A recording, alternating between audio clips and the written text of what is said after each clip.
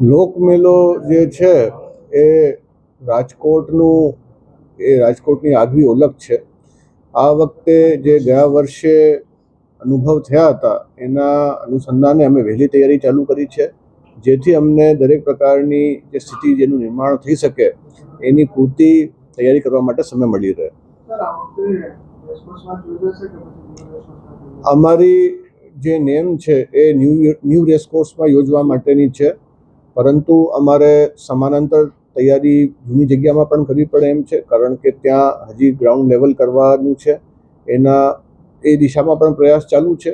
પરંતુ મેળો તો યોજવાનું છે નક્કી છે, પરંતુ માત્ર આપણે એના નવા પ્લાનના ભરોસે રહીએ તો એ પણ યોગ્ય નથી. એટલા માટે અમે સમાંતર તૈયારીઓ કરી રહ્યા છીએ.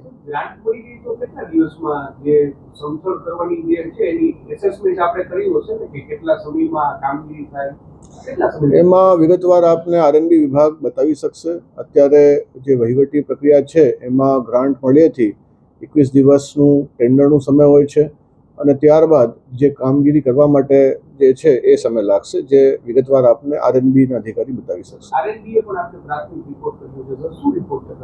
એમનું તો અમે એસ્ટિમેટ મંગાવ્યું હતું, એને એસ્ટિમેટ જે છે અંદાજિત 18 કરોડ રૂપિયા જે છે એ બતાવેલું, જેની માંગણી અમે રાજ્ય સરકારમાં કરી છે.